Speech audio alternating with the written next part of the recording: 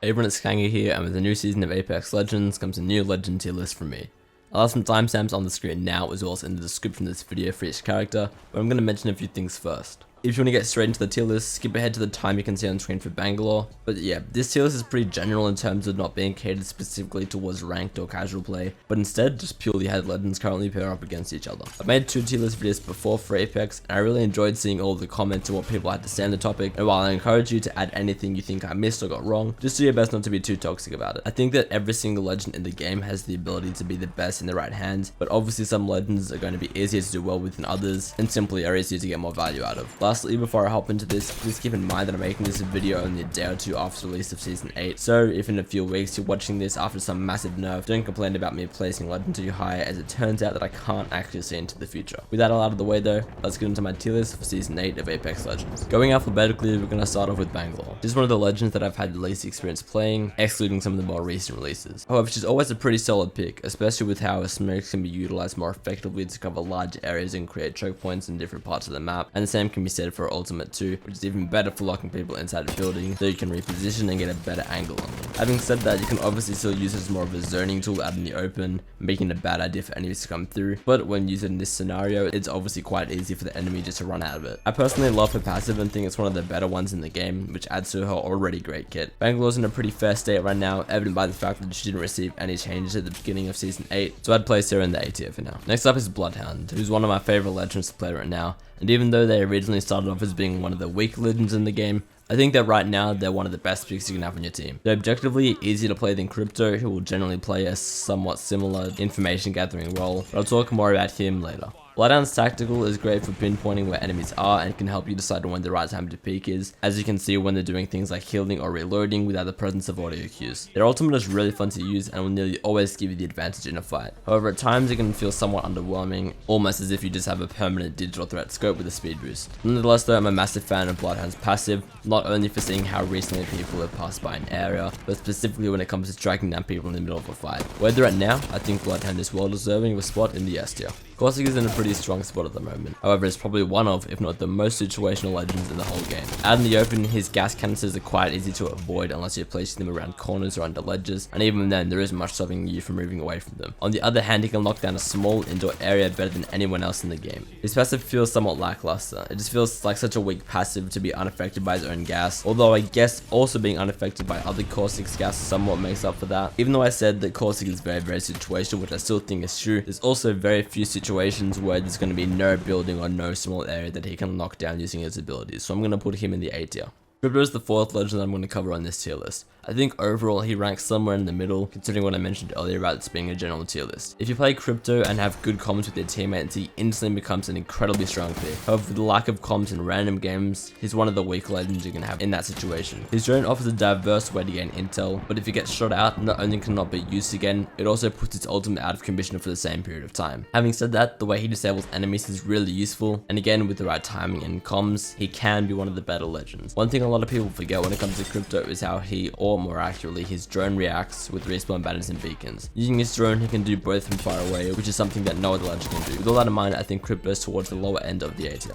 Fuse is the latest to join the Apex games, and although he isn't the strongest legend we've seen, he's still a favourite of mine. Whether that's due to him being Australian or obsessed with the explosives, or basically a Junkrat, isn't too important. What I will focus on the other hand is how his entire kit revolves around damage, which isn't something that's true for anyone else. His passive is a big point of discussion in the community right now, because if you weren't already aware, when Apex Legends was launched, you used to be able to stack all grenades in stacks of 2. However, it didn't take long for this to be nerfed down to stacks of 1 how it is now. Fuse's passive not only basically just reverts this nerf for himself, but he can also throw these 2 stacks of grenades further, faster, and more accurately than anyone else. His knuckle cluster combines with this well in order to apply even more pressure, and on such a small cooldown you can freely throw this ability around at doors and corners without being punished too harshly for not having enough cooldown. His ultimate, assuming you can time and position it right, is excellent for putting enemies between a rock and a hard place. And if you have a Caustic, Horizon, or Gibraltar ultimate to combo with, you've got yourself a free trio wipe. As much as I enjoy playing Fuse and think he's an amazing and fun character, I'm going to be putting him in the B tier.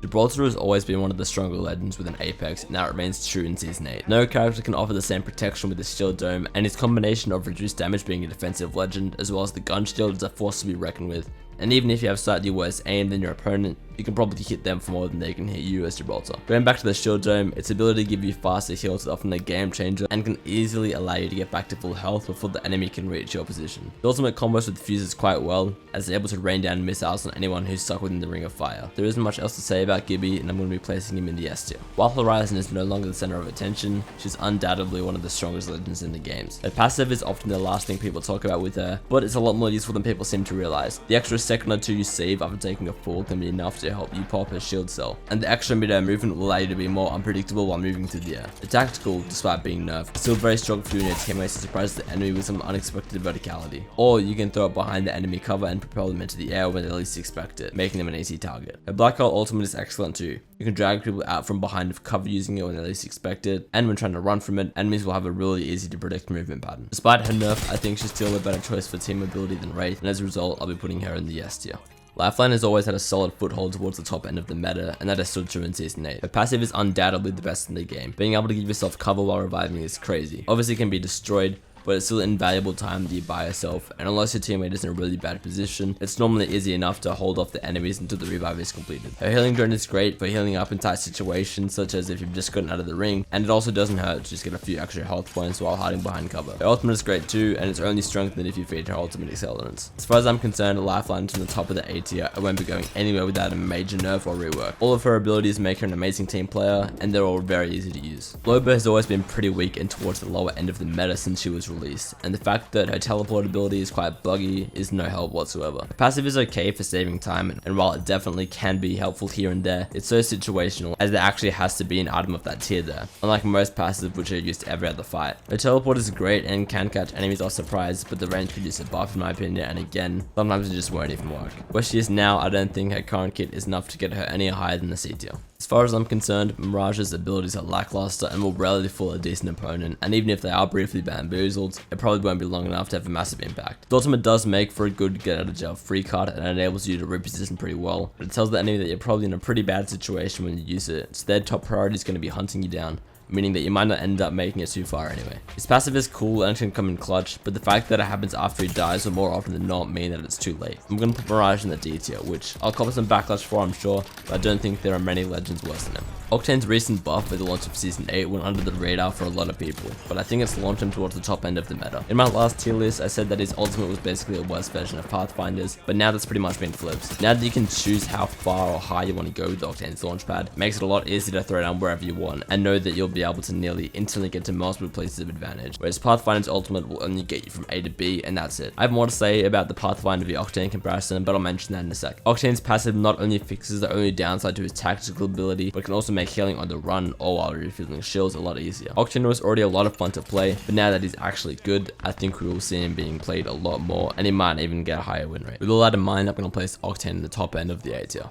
Pathfinder was originally one of the best legends, and while I don't think he's bad now, I definitely think there are better options. In this case, Octane, like I was saying before. Pathfinder has an awkward combination of low profile, making him take more damage, and he also has a pretty large hitbox, resulting in him dying very quickly compared to most of the legends, even with his grapple available. I do think his grapple is an amazing tool of mobility, but it's honestly just not enough to redeem the rest of his weak kit. Despite saying all these negative things about him, I'm going to be placing Pathfinder towards the top end of the B tier. In my opinion, it's not the best option, but there are also a lot of worse characters that you can choose. Rampart, despite getting a buff this season to both her ultimate and barriers, is pretty much just the worst legend in my opinion. To use Stealer, you have to stand completely still, which is just asking to get sniped. Passive only being applied to LMGs does make sense, but from a gameplay perspective, doesn't exactly have a massive impact.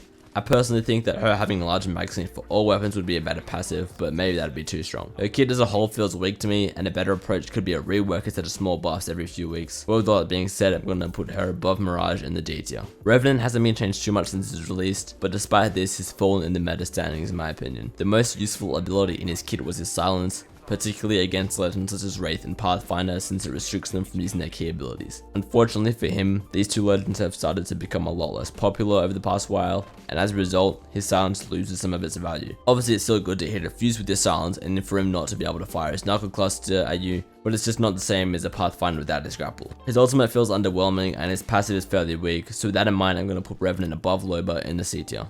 Wattson's scenario is quite similar to that of Caustic's, being so much more valuable indoors than outdoors. Watson's pretty much completely useless in the open, as her electric fences can just be walked straight around. Her ultimate can be used out in the open in a few situations, particularly against the ultimates of Gibraltar, Bangalore, and now Fuse. With her ultimate, she's able to prevent enemies from throwing grenades and similar items, although this can be shut down with Crytpo's EMP. Ultimately, Silence fully charged her ultimate, so you and your team should keep that in mind, and by giving her these excel runs, you can quickly choose an area to claim as your own. With all that in mind, I think that this season, Wattson belongs in the B tier.